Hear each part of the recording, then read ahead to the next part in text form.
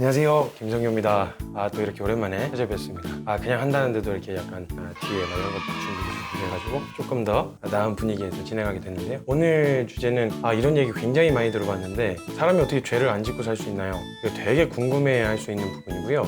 이 질문에 대한 답을 하기가 굉장히 망설여지고 어려운 이유는 뭐냐면 제가 이 이야기에 대해서 죄를 안 짓고 살 수 있어요 라고 말하면 그럼 너는 안 짓고 사냐? 이렇게 역으로 공격이 칼날이 바로 저를 향하기 때문에 선뜻 대답하기도 망설여지고 또 그렇다고 죄를 안 짓고 살 수는 없지 라고 이야기하기에는 하나님 주신 은혜가 있고 참 대답하기가 난해하고 애매한 질문입니다. 근데요, 이런 질문을 하신 분들께 물어보고 싶은 게요, 이 질문을 던지고 나서 이 질문 자체가 굉장히 좀 이상하다는 생각을 해본 적이 있으신가요? 사실 그냥 이 문장으로 보면요, 너무 현실적이에요. 어떻게 사람이 죄를 안 짓고 살아? 받은 은혜가 있고 하지만 인간은 연약하고 어쩔 수 없어서 죄를 지을 수밖에 없어, 이런 얘기하는 게 사실 이상하게 여겨지진 않거든요. 근데 그냥 이 문장만 던지면 이상하지 않은데 앞에다가 이 문장을 붙이면 굉장히 이상하다는 것을 느낄 수 있을 거예요. 이 문장을 한번 붙여보세요. 하나님이 우리에게 주신 은혜를 제대로 경험하고 나서 라고 하는 문장을 한번 이어서 붙여보시죠. 이렇게 이야기해 볼게요. 하나님이 우리에게 주신 은혜를 제대로 경험하고 나서 어떻게 죄를 안 짓고 살아요?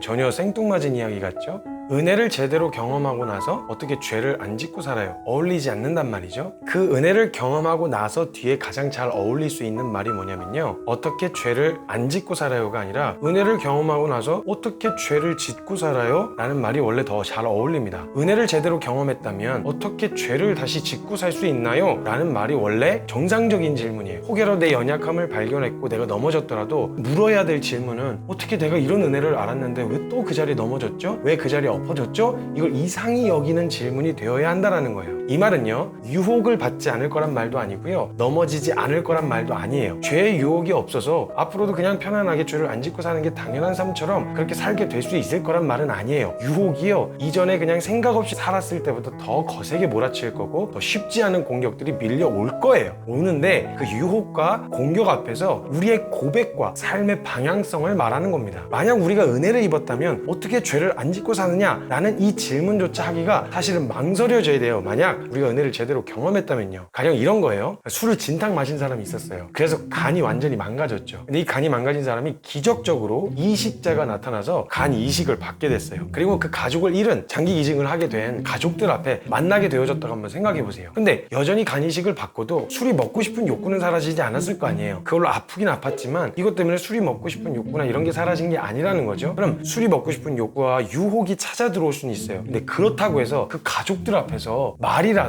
간 이식 받아서 감사하긴 하고 고맙긴 한데 근데 어떻게 술을 안 먹고 살아요? 이런 얘기를 할 수 있겠냐는 거예요. 상식적으로.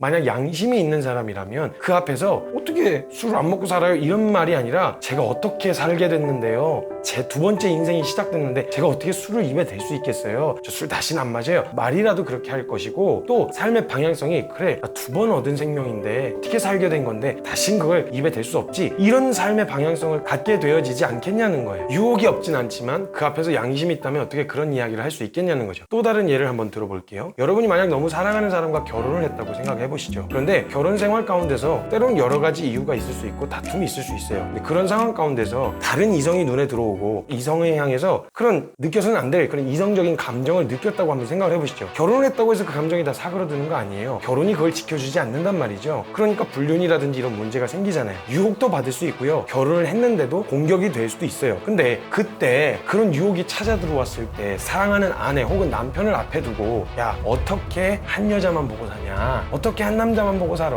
이런 감정이 찾아 들어오는데 어떻게 바람 안 피고 살아? 라고 말할 수 있겠냐는 거예요.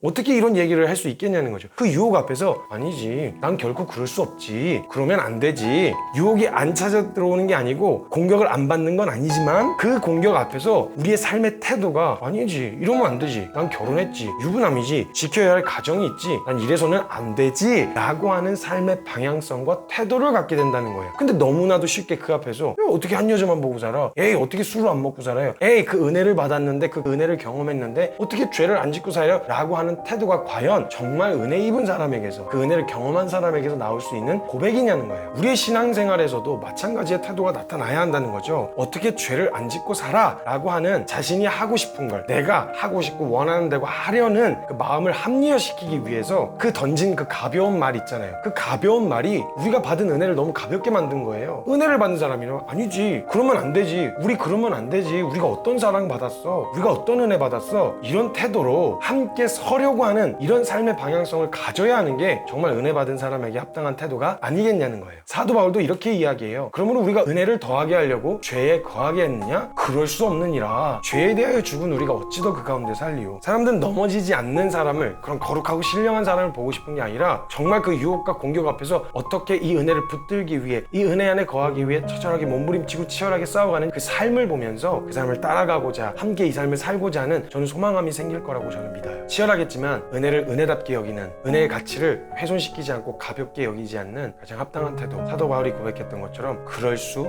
없느니라. 이 고백이 저와 여러분의 믿음의 고백이 되어졌으면 좋겠고요. 교회 안에서도, 믿음의 교제를 나누는 공동체 안에서도 함께 이 고백을 하는 공동체가 되어졌으면 좋겠어요. 야, 어쩔 수 없어, 괜찮아, 그럴 수도 있어가 아니라, 그치, 우리 그러지 말자, 그럴 수 없지, 우리가 받은 사랑 기억하자, 우리가 받은 은혜 기억하자, 함께 동요하고 일어서서 함께 이 죄와의 치열한 싸움, 피 흘리기까지 싸우는 싸움을 통해서 하나님의 더 깊은 은혜를 누리실 수 있는 저와 여러분이 되셨으면 좋겠어요. 그런 태도로 함께 싸워나갈 수 있었으면 좋겠습니다. 여러분의 믿음의 걸음을 응원합니다.